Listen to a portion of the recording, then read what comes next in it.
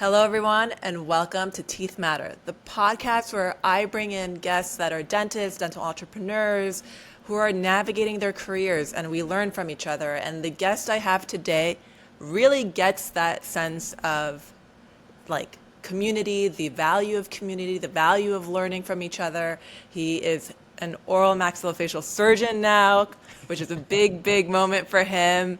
And we're going to talk about that. I'm so proud of him for that journey. And then also he has his own podcast where he does the same. And so we're going to chat it up. We've done this conversation together before. I've been on his podcast. So welcome my friend, Brendan Gallagher. Thank you, Ellie. My friend as well. How are you doing today? Yeah. How's everything going? I'm great. I've been watching the latest updates on your Instagram, and there's so much that's been happening for you. I mean, like I said, you just finished your 4-year residency program, which is huge. Congratulations. Thank you. How do you feel?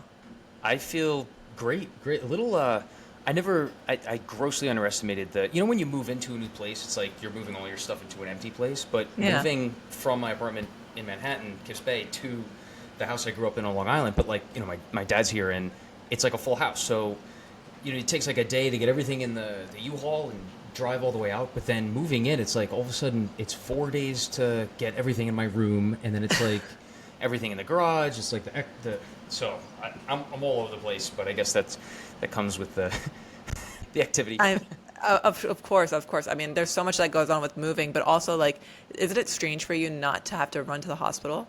I mean, you were on call 24/7, and now you don't need to be there. Does that not feel different? It's amazing. I mean, the funny thing is I mean, just as dentists in general, we get home. It's built. It's pushed into us. It's forced into us. You're constantly working. You're constantly thinking, studying, learning, and we would actually make the best entrepreneurs because we're so used to always working.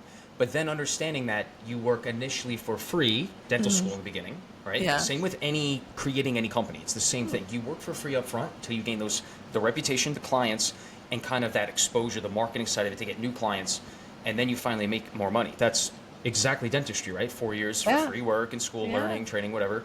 The money, the school pretty much just abusing you for right. For the work. Definitely being abused. Yeah, and then you work your way out and after you graduate and it's just understanding that it's literally the same thing and then countering that. It's like absorbing that, owning it, swallowing it, and saying that I did it in dentistry, and anyone could do this. Now it's time to do it for my interest in music, my interest in cooking, whatever it may be. I think, there's just the sky's the limit in that regard. Yeah. So now that the sky's the limit, what are you thinking about your next steps? I know it's silly to ask what kind of OS do you want to be, but there's a lot that you can do. I mean, you can be picking out wisdom teeth all the day, or you can do more like reconstructive surgery, or you can go into academia and you be an attending if you wanted to. What is it that you see for yourself? Yeah, and that's a great question. So far, 99% of oral surgeons start to work their way away from that hospital setting, work their way away from the orthognathic surgery, the bigger trauma surgery. And as much as I really actually do enjoy the orthognathic surgery, it's fun to do. It's an amazing thing that we're trained to do. But then, you have to take off from the office to do this, and then the ROI of that, you're losing money at the end of the day. And now it's not about money, but it's about just the quality of your life doing that kind of work consistently. It starts to get a little bit, I don't know, you need hospital privileges in order to do the surgeries in a hospital. In order to get hospital privileges, I was asking around, and in Connecticut, they'll pay you $7,000 a month to take call at their hospital. When you take call, you're working overnight. You got to take a call in the middle of the night. You got to go in maybe. Other states, they'll pay you $5,000 to $7,000. On Long Island, they're not paying any money to any oral surgeon to take call. That's what I was just talking to several oral surgeons. They were like, nope, I don't get paid for this. And then at some hospitals, you actually have to pay them to put an application every single year.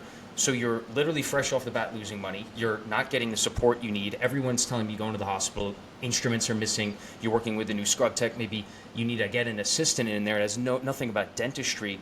And, that's a lot of distractions from I'm doing orthognathic surgery to change this patient's face and ultimately change their confidence and their life. Right. I need everything all lined up to get a smooth surgery. And how many surgeries are smooth until maybe the 10th, 20th one? Anyway, so I could talk to you about that stuff, but obviously private practice honing to the office setting, wisdom teeth, implants, all in X cases, sedations, and then where it's feasible, I'd have to work with like 2 or 3 other partners to make this process smooth to do the big cases in the hospital setting, and I'd love to do them there because it's safer, it's much more protected. But yeah, Right. anyway.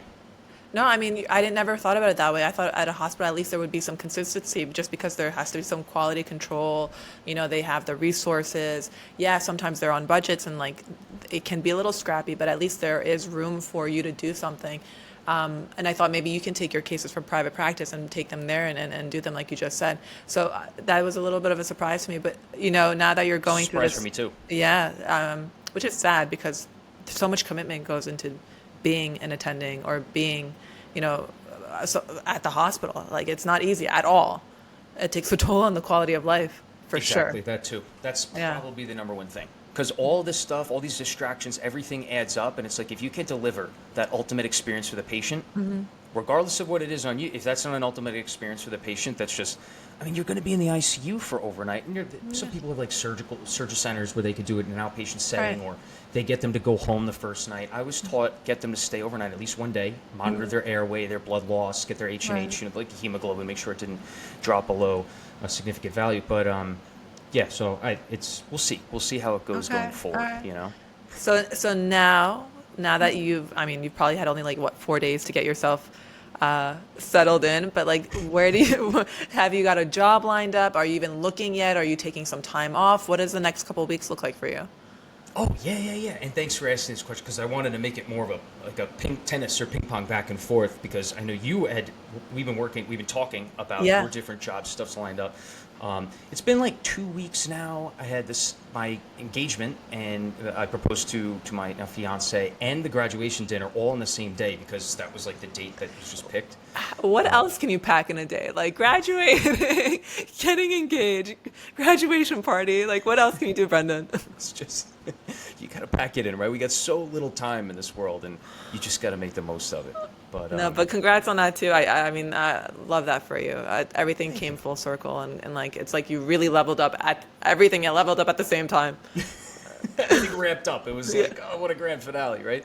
And whoever did see the content, I'm sorry, I put out like 2 weeks of just different graduation content. So I'm sorry for how annoying and like kind of like Don't obnoxious apologize. that, It's but- like totally you deserve the spotlight, my friend. No. I mean, spotlight's earned. It's not given. And I think I kind of like abused like too much of whatever you want to call it, views or whatever. It's about the next chapter. I just wanted to kind of. But anyway, yeah, I got a job lined up. I start in mid-August. Amazing. And it's going to be private practice setting. I got it down to one office, Monday through Friday, no weekends. I could take call if I want to. I got to see how that's going to work with hospital privileges, like I mentioned before.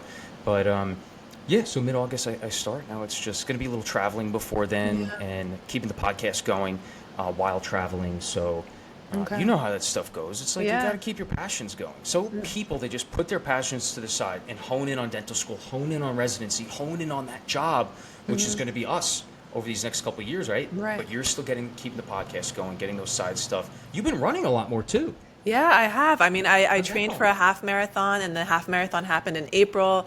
I've been running a little less since then, just because I feel like my body hit a wall. But I'm definitely still active. I was not a runner before.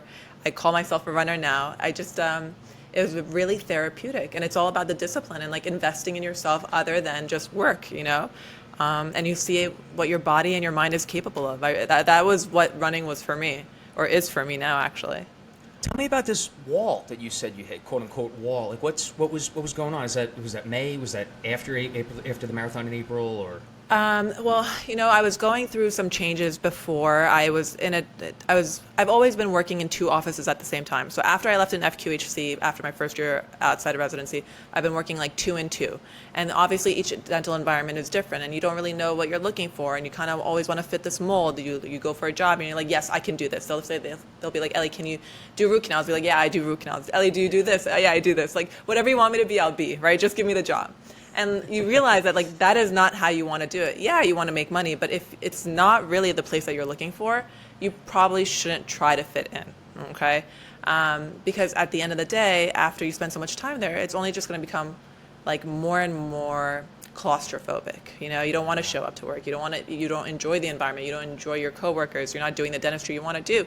So you just hate being there. And so I felt like I was in that kind of environment the last couple months. And I was let go of one of the offices, and I took that as an opportunity to just like focus on the podcast and myself and the running, and then looking for a new job, right? So yeah, it was a bit of an uncomfortable month where I was like, I don't know what's coming up next. But for the first time in my life, I was not uneasy about it, because I was like, you know what? It always works out. Like, I'm going to figure it out. Like, I'm finally going to look for the job that I actually want. I'm going to take the time to like figure out what it is that I really want to be, what kind of environment, where do I want to commute, do I not want to commute? So I really became intentional with what I was looking for, and we made it happen. Yeah, So, and that's exactly how I have to go about it. I think we talked about this on the last podcast. This is like a year ago, and we were saying how it's kind of like a relationship as far as finding that perfect job. It's all For about sure. compatibility. You could say it with a relationship, you could say it with a job. And you were saying how you were trying to mold into the position they were looking for, which, you know, in a way, at least doing it at first, that is good. You learn more about yourself and the job that you're looking for. You get to get an idea of what's actually out there and what people are looking for, right? Yeah. Same thing with a relationship. And but you need to find that puzzle piece that matches your puzzle piece perfectly, and you're finding that. You're so close to it now. You were saying the first Sunday in a while without Sunday scaries. Is that what it's all about? That I mean, it sounds silly, but that's a huge win. Like, I'm finally in an office. I'm working in 2 offices now. I'm finally in, you know, the schedule lines up in a way that like my Monday isn't scary. I'm going to work with people that I actually enjoy spending time with, and I'm like enjoy hanging out with. The assistants are friendly, and they listen, and they respect me. You know, they're not rolling their eyes when I ask them for something. Like, it's actually really good, and the commute is much better. Like, it's 20 minutes door to door, so like it's something that I look forward to. And then I'm teaching at NYU now, and that's fun, and I get to be with students who seem like, you know, they tell me that I've been a good influence or a good impact on them, which is really rewarding. And then I have another practice end of the week where I'm doing in a prosthodontic office, where now I get to do more aesthetic cases and a little bit more like high-end dentistry, comprehensive dentistry, which is what I was looking for. So like, it's all worked out, and we're really happy, and no more Sunday scaries. Thank God. Thank God. That just, I wish that on no one. I hope everyone could find that ultimate opportunity, or the collage of opportunities where they're just excited to go. Now, wait, let's take a step back for a second, because I really wanted to get into this with you. It is so, there's so many dentists out there. I mean, I don't want to say the S word, but the suicide rate in dentistry, it's not on a low end, and it hasn't been going lower, and just mental health in general is so important. How long do you think it takes someone, just say on average, to actually find their stride in creating or finding those perfect opportunities for their lifestyle, for their quality of life, for their interests in dentistry, you know what I mean? I mean, I can't put a timeline on it, but it definitely takes effort. Like, you have to really invest in yourself, and you have to be okay with being uncomfortable and taking the time to figure it all out. Like, investing in yourself is not easy. It requires a lot of attention. Sometimes you have to say no to things like friends and family, because you need to take the time to sit with your feelings and your interests and explore what those are, you know, and you don't know what they are. So you might try something and you don't like it, but then you feel like it's wasted time, but it actually isn't, you know. You learn from it, or you're like, okay, no, I gave it a shot, and now I'm going to move on to something else.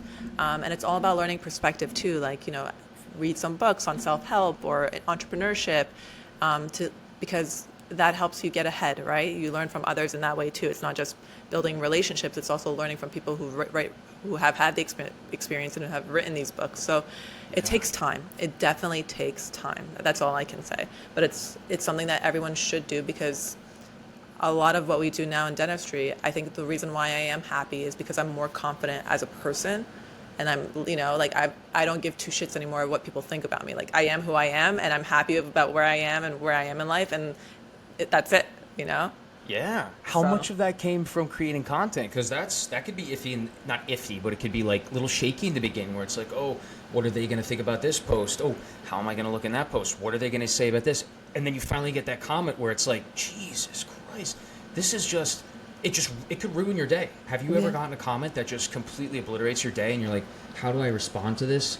Are other people thinking this? Yeah. What am I doing? You know what I mean? Oh, totally. And then you're overthinking your word choices because you want to come off better than what's the situation is. And also, like, talk about like wasting time trying to post the perfect post. Like, it's just overthinking and overthinking. It's like now I'm over that stage. Like I said, like I don't give two shits anymore. Like I am who I am, and if you vibe with me and you really you see me, then great. You're gonna be part of this community. And if you don't, that's fine too. Like I'm not for everyone, but my whole point is just to share my story. So. A lot of that does come from content creation because in the beginning I was definitely not comfortable expressing myself on camera. It's not easy to hear yourself or look at yourself on video. It's tough. But it's you get more and more comfortable, and that like I said, you become comfortable with being vulnerable. Yes, comfortable Yeah. with being vulnerable. And then that goes back to finding that perfect job opportunity, right? Because then you get used to being vulnerable, but you could take it to a certain extent, and then you're like, nope, this isn't for me. Or you're like, yes, Yeah. this is for me. I want more of it. Yeah. And totally, like in an interview, like you go in there with a lot more ease because you're like, hey, this is me. This is what I'm looking for. And then, yeah, it just flows a lot better. I realize that. Even the way I carry myself in an interview now is just completely different. Yeah. Can you tell me about that a little bit more? The difference between an interview in the beginning, maybe 1, 2, 3 years ago, and then interviews now. What like you know what I mean? What do you do differently? Do you have a little prep? Okay, so prep for interview. I don't prep for interview. Obviously, like you want to know where you're going, what the office looks like. Maybe you look up their website and whatnot. But you look up the practice owner. But I would go in there, and I remember like right out of residency, there was an opportunity to work on a Fifth Avenue private practice, and I was nervous, and I was like, I really wanted them to want me, and basically, I probably came off desperate, right? Like I probably was just like, sitting there like wanting them to want me, and everything that they said, I tried to like please them, like I said before, Ellie, do you do this? Do you do that? And I was like, yes, I do. I'm willing to learn. I want to do this. I want to do that. And then to be honest, at that time, I just didn't know what I wanted. I just wanted to work somewhere nice, right? And I thought Fifth True. Avenue sounded nice and sounded like big bucks. And I was like, this is what I want. But they weren't paying the big bucks. And eventually I said no to them. But I realized that kind of behavior carried me around from office to office because I didn't have the experience, and I didn't know much about what offices have to offer or how offices run or what type of dentists there are out there. Not all dentists are quality dentists, you know what I mean? And some of them are greedy dentists. And so you get to see what environments look like, and you learn from that, and then you kind of start to become a little bit more picky, or I wouldn't say picky because picky has a negative connotation to it, but like particular, Very particular, yeah. You become particular about like who you want to put up with and who you don't want to put up with. And why. Yeah. And why, exactly. So then as you learn all of that, then you have a little bit more leverage, and you have a little bit more, you have more weight in terms of who you are when you're in that interview. Yeah. And so let's go into the is it 2 or 3 positions now? Because now you confuse me a little bit there. So I work in 2 offices, and then I have the NYU role. Yes. I'll let you take a sip. No. Go. Ask the question. How about let's put it through this way. In terms of Monday through Friday or Monday through Sunday, can we go through like which offices you're at and when? Are they fee-for-service? Are they private practice? Are they DSO? Are they fee-for-service? Or do they take insurances? And then which day or 2, or what days are you at the school? I know when you're dental school. Yeah, absolutely. I'm in 2 offices. The first office is on 35th Street and 7th Avenue. It's an fee-for-service PPO office, okay? Basically, very clean office, up to date, nothing fancy about it, but, modern office, as you would call it. And that's where the office where they have a lot of space. Everyone's friendly. Assistants don't roll their eyes. It was just really reassuring. And then I ended up meeting a few dentists there who are friends of friends, and it's like, oh, we're all connected somehow. So that was also kind of inviting and warming. So that was nice. And I'm there Mondays and Wednesdays, and I'm doing like your bread and butter dentistry there. I'm new there, so I'm also building my schedule. So that's been a little bit of a transition too, like trying to pull patients for same day treatment out of hygiene rooms and whatnot. That's been a bit challenging because I want to be producing.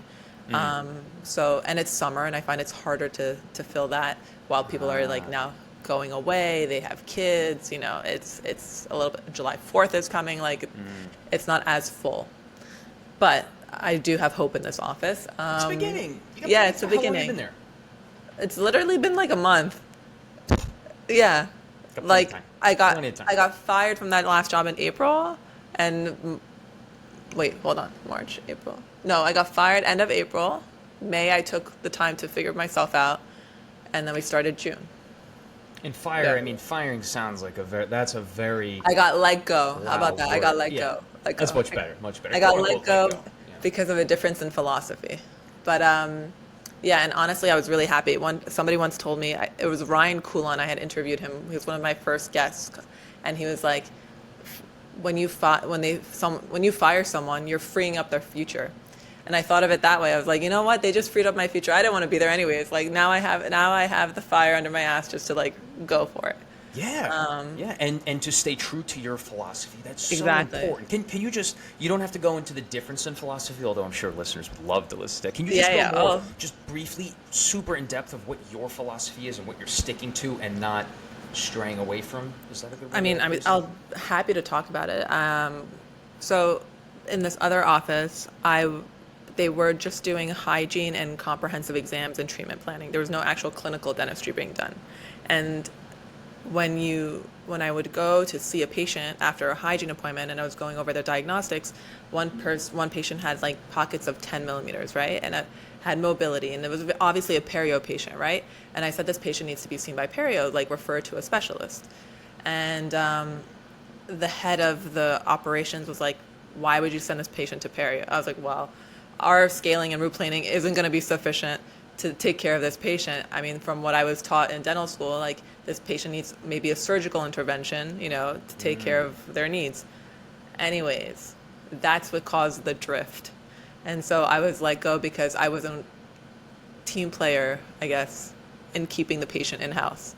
And that's okay, because to me, I didn't think I was doing right by the patient, right? I'm not a periodontist is a periodontist because periodontist is a specialty of dentistry. Like, I am by no means a periodontist, and I don't know what this patient needs. So I'm not going to pretend like I do and avoid the care that they need, right? So that's where that happened. And like I said, they freed up my future because I wanted to switch jobs. I just was being a bit lazy, or I wasn't actively looking. And then when that happened, then I had like this real initiative, like felt the initiative to actually take charge.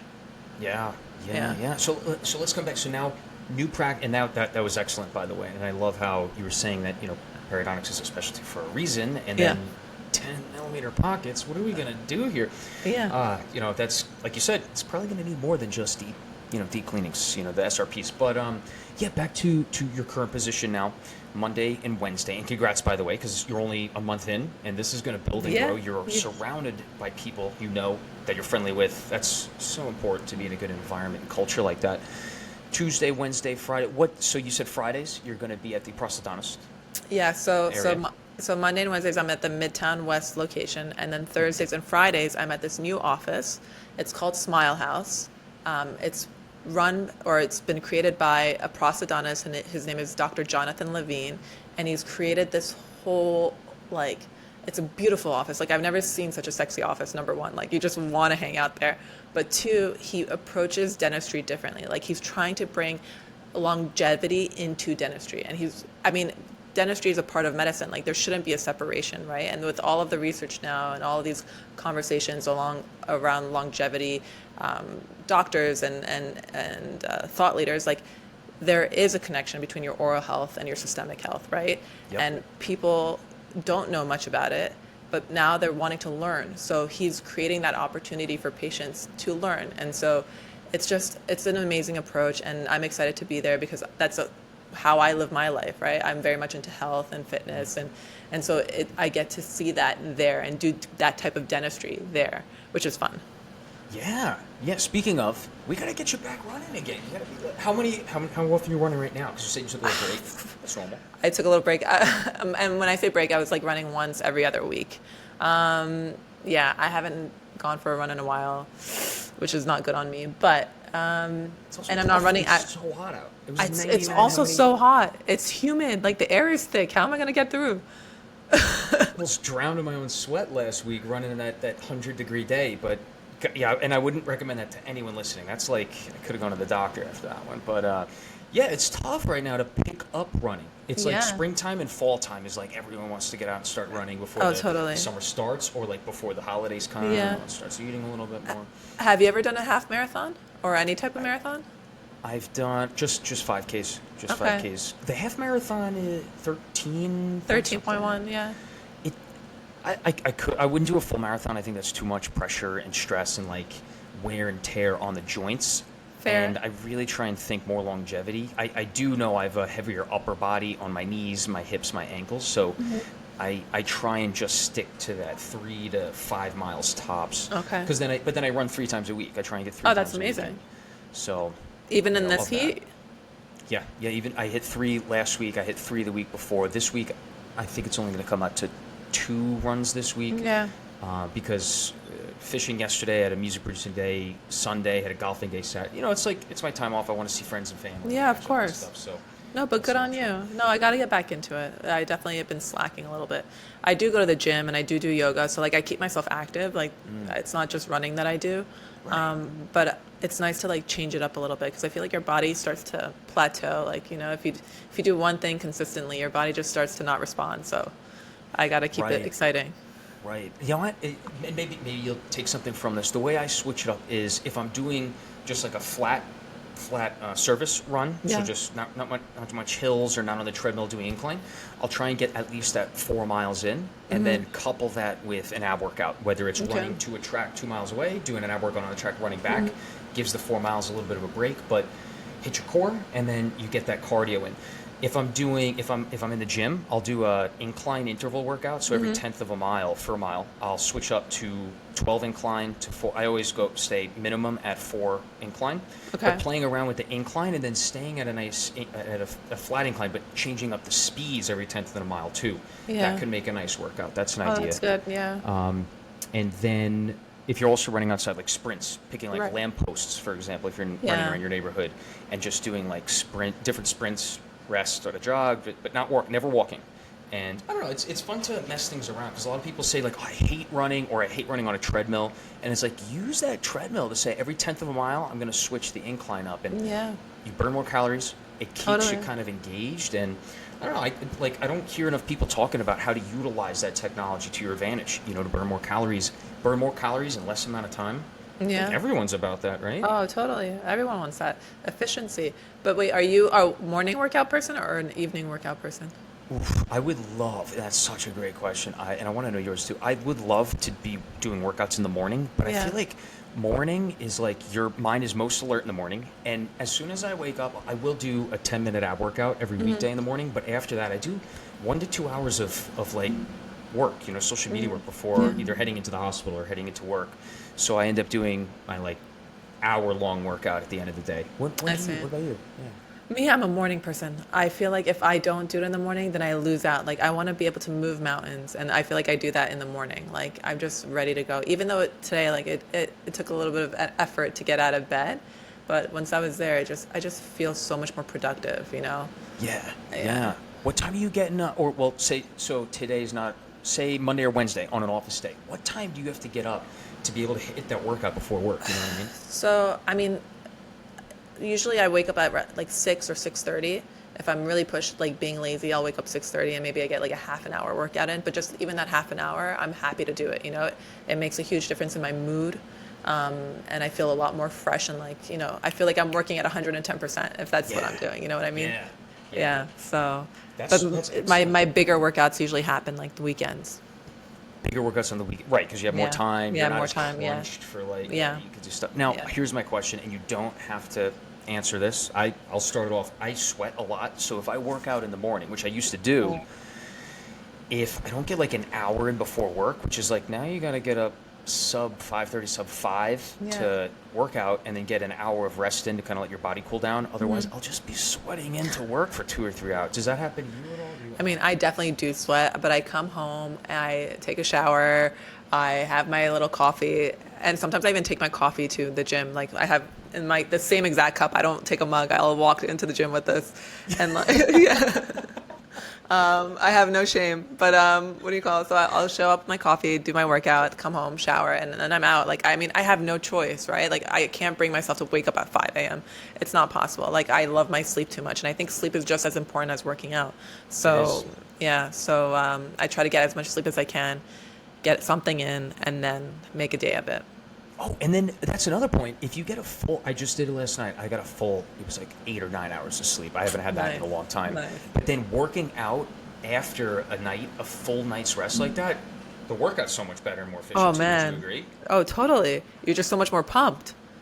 So Yeah. much more. You're pumped, you're full, you're fresh, you're ready to Yeah. go. And then I feel like you don't get tired as quickly too. You know what No. I mean? Yeah, completely. Do you take supplements?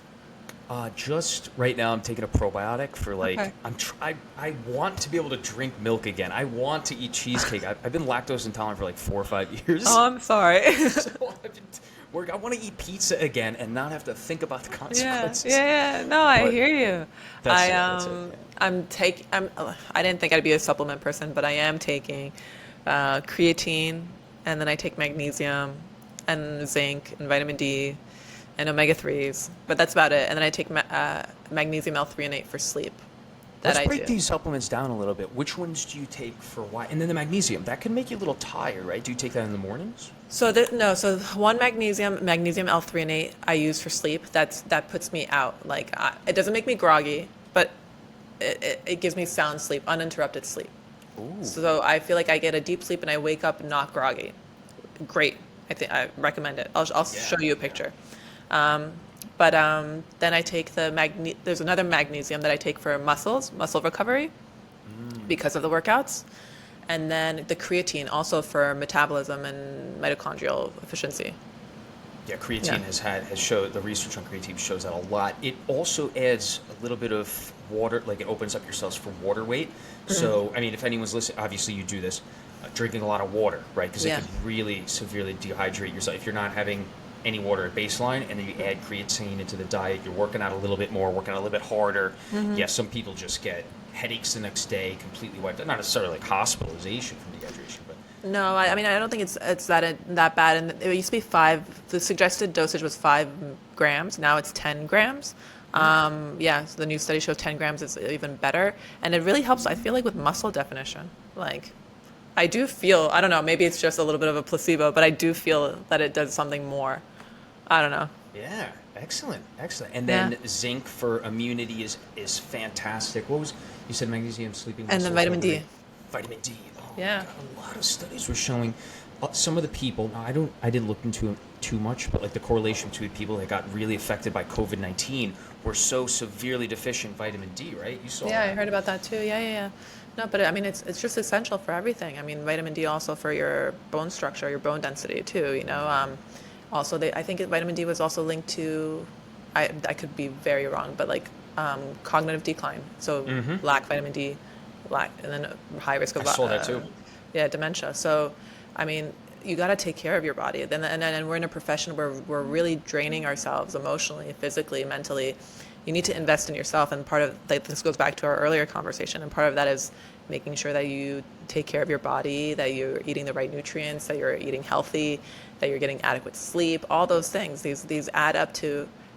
I mean, I don't know how to put this, but like it's kind of like self-respect, right? Like how much you take care of yourself. So important.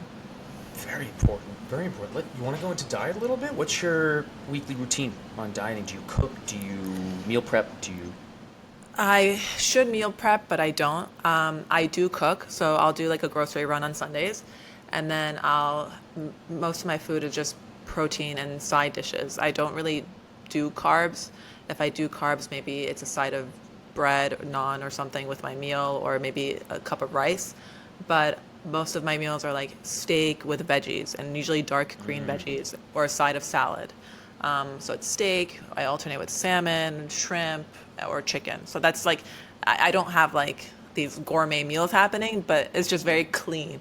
Yeah. And obviously summers here in the city, I want to go out and I see friends, and I don't restrict myself in that sense. So like, if I'm not eating every meal at home, that's okay too. Like I'll go out, I'll see friends, but I try to eat clean or make clean choices when I'm out too. Oh, that's so important. Yeah, we got to eat clean. And are you avoiding like things like seed oils, or have you been doing that? No, I'm not really particular about that. I mean, outside, I feel like you can't avoid anything because you don't know what they're cooking with. But at home, I use coconut oil or olive oil, extra virgin olive oil. Yeah. The coconut oil. Yeah. My fiance's been using too. Yeah. Yeah. What about for breakfast? Because you're not having like steak for breakfast, right? Are No, you? no, no, I'm not having steak for breakfast. Sometimes steak and eggs if I'm out. Yeah. Oh, that's might be top of the top. Yeah. That one's actually excellent. So interestingly enough, I was never a breakfast person. Like I just didn't grow up having breakfast really. I'd just go straight to school, usually a coffee on the way. And coffee was like the first thing I have in the morning. It wakes up my soul. But now I've realized that eating something really changes my mood before getting to work. So I don't go to work Ah. anxious or hangry, like I give myself a buffer by just having something small in the morning, whether that's like a fruit or like a cereal, like Magic Spoon. Have you heard of Magic Spoon? No, It's no, like this tell me high about protein, healthy cereal alternative. So it has a very low sugar content, very high protein content for that reason. So it's for people who are like in the fitness space. So Oh, I like that. yeah, so like Magic Spoon or I don't know, yogurt with fruits or cheese and avocado, something's like in that combination, or maybe 2 eggs before I get to work, so that I don't feel short by like 11 o'clock. You know what I mean? Yeah. Yeah, I like that too. Speaking of like different proteins and the eggs, have you seen? I'm sure you've seen the RX bar. Yes, I've seen. Yeah, yeah. Yeah. I love to have You one like of those in those? the morning. It's pretty bare bones. It's just like I forget if it's prunes or something. Yeah. I forget it was it's a little bit of sugar, but it's natural sugar. And then Right. I think it's like 3 egg whites, so you're getting 12 grams of just raw natural protein in this bar. I'll have one of those and oatmeal in the morning. Get that Yeah. fiber in. Love fill up oatmeal. your stomach a little bit. Yeah. You won't get hungry right away. So I usually Right. make it to like 11 o'clock in the morning, not feeling deprived of any food at all, and then have a Right. banana late in the morning. Salad for grilled chicken Yeah. salad for lunch. I switch up the salad dressings throughout the week, and then I order made meals, which is like a natural, local grown, organic meal service. I'll do 4 of those meals a week, and then Fridays Okay. usually eating with other people or whatever it may be. Yeah. Do you snack during the day? Just that I really just try to have for a snack that banana late in the morning, like 11, 12 o'clock. Lunch is Okay. usually around like 1, 2 o'clock. So Yeah. it kind of breaks it up, That's really it. Just like banana or fruit, like you said in the Yeah, mornings. yeah. No, but the breakfast thing really, I mean, there is science behind it. Like if you think about it, like if you consume food, right, regardless of whatever food it is, you're taking in, your body's breaking down glucose, right? So your sugar levels are going up. If you don't have that and you're going throughout the day, you're going to have a crash, right? So that crash Yeah. results in irritability. And that's when my mood shifts, right? So knowing that I'm having breakfast and like getting that fuel completely changes my attitude. Yeah, yeah. And another thing you were mentioning when you were younger, just going and no breakfast, but also having coffee. I feel like sometimes having if a little bit of caffeine on an empty stomach, okay, this one. But like if you're some people, so you're going to take a test, you're having 2 cups of coffee or more, or whatever it may be. That's more than usual. That might Yeah. like really hit your bloodstream fast and get like jittery, Yeah. like anxious. Oh, totally. You don't realize it, but that can definitely make you anxious. And I think over time, if you're not eating anything and maybe insulating your stomach, having all of that acidity is not healthy for your gut, because eventually Too. a lot of people end up having ulcers, Right. which is a terrible thing, and that causes more problems later in the future, right? So you gotta, like I said, you gotta take care of your body too. That's right. Yeah, the ulcers, empty stomach, caffeine, acidity, stress, just getting blasted by all these things in the morning. God forbid you have an H. pylori infection in your stomach. On top of that, Yeah. you probably are going to get no one needs that, especially while you're in dental school, while you're in residency, you're just No. starting out. You Oh, don't need that's a more great point. problems. You're too young to have these problems. Yeah. So what's going on the rest of the week, the rest of the day? Anything coming up this summer? Any travel plans? Actually, I'm looking to travel end of August. I always love going away during that time just because I feel like it extends the feel of summer for me. Everyone's like, I watch everyone else do their summer vacation and I feel like summer's coming to an end. And then all of a sudden, by the grace of God, end of August, I'm away and I'm like, yes. I'm going to go to Europe. So I usually do like a beach vacation. I like going, relaxing by the water. I feel very like at peace when I'm there. So I'm going to go to Montenegro. Oh wow. Yeah. Wow. How long? Week? About 2 weeks. Oh, that's great. Yeah. Who are you going with? Usually I travel with friends and my sister. We have like this little group, so we'll all go together. Have you been there before? No, I haven't. It's been on my bucket list since I was a kid. A family friend of ours was from Montenegro, and so it's always been like this place in my mind, this magical place. So I will go this year, and I want to go before it gets too like commercialized, you know? I don't want it to be Americanized. I'm trying to get there before all the tourists get there. Oh, that's a great point. Yeah. Once that kind of, I haven't been there. I'm not familiar with that area yet, but that's a great point. Really get somewhere it's still kind of organic and natural from its own, its local Oh yeah. place. Yeah. And cheap. And cheap. Oh, that's important too. That's really important. It's nice when you I get mean, it's expensive to get there, but I think when you're there, it's definitely a completely different experience. Like because it's not commercialized, like, and there's not many people going from outside. It's definitely a lot easier to move around and to enjoy, and when it's like untapped, like seeing it Yeah. at its best and its prime is really beautiful. Oh, that's yeah. Yeah. That's gonna be great. You said Yeah. end of August, and you're going with your friend. Oh, lovely. Yeah. Is that going to be your beach vacation of the year, or is That'll be That's my good. beach vacation of the year. Yeah. Yeah. so do you do like a winter getaway too? Where because remember we were talking about you went to Montreal and the snowball fights and the igloos. Yeah, I mean, winter getaways, like I'll do weekend getaways. I was in LA end of November last year for a conference. I might do that same conference again this year. And then Montreal for a weekend, but that's very cold. I don't like the cold. I try to stay away from the cold, you know, like it's already too cold here in the city. So, yeah, I play it by ear. I'm not one of those people to plan things. Even like this trip, I haven't really planned anything out. I'll probably just like figure out the first location and then take it from there. Oh, can we talk about planning for a sec? I can't stand planning things to an extent where it's I don't know. Maybe it's just a problem I have, but I feel like it makes the trip stressful. If that, I don't know. I mean, I feel like I like the freedom of exploring. I think when I go traveling, I just want to explore and learn and see the city like a local. Like I don't mind walking around in the street and like getting lost in the street. I feel like there's a beauty in that, and then I learn more about the city that way, or the country that way, wherever I am. But I'm not a planner. Like I know where I'm going. I know what I want to see, like in terms of like an idea of what I want to see. But I'll really play it by ear when I'm there. Yeah, I think that's best. Or like having a structure where it's like one thing a day and then exploring around that. That's some people do that too. Yeah, I mean, Play you're the supposed beach to and enjoy relax. yourself. Like you don't need to be on a schedule. Like there's no need. It's vacation. Like live a little, be late, wake up, like have a late morning. Like enjoy life.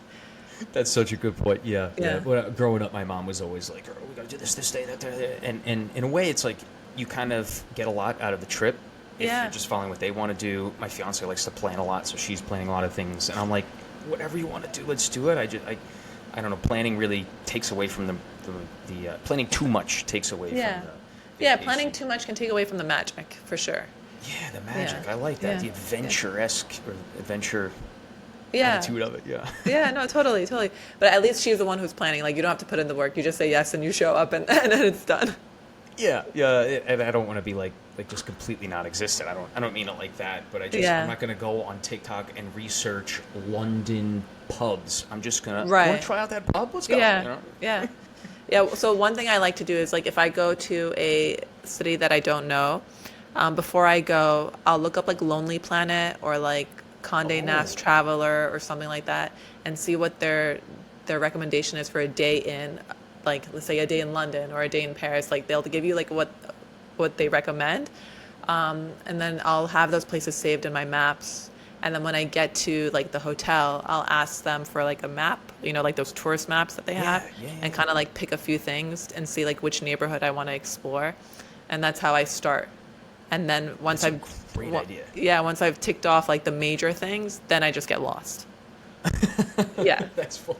yeah. Wow, that's a really great. What's it called? Lonely Planet. Lonely Planet. Yeah, so they're like a travel guide. They have for every country in the world, and then and on a budget. And then Condé Nast is like a higher end travel magazine.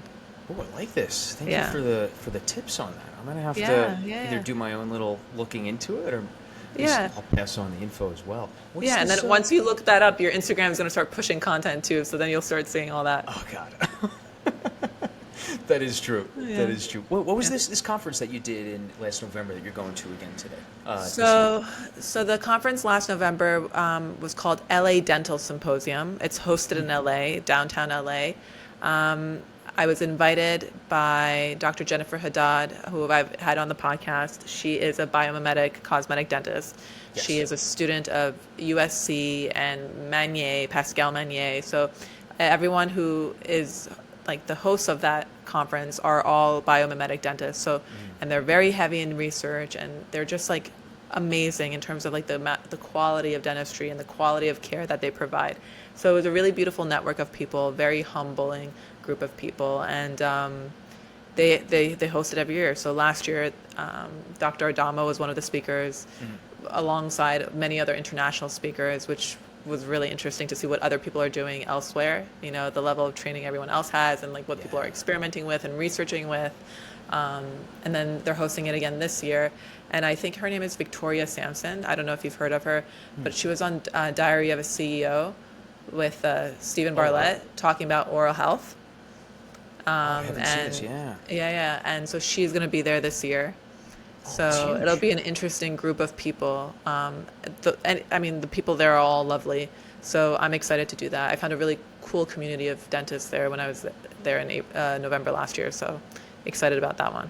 That's exciting, yeah. Yeah. Did you book it already, or that like comes a little bit later maybe? Yeah, like I said, I'm last minute. I've already told them that I'm going. Like I've committed to it, like in theory, an idea, but I just haven't booked a ticket. Oh, okay, yeah. And you got like 5 months or whatever it is. About 5 months, yeah. So it seems like so far away.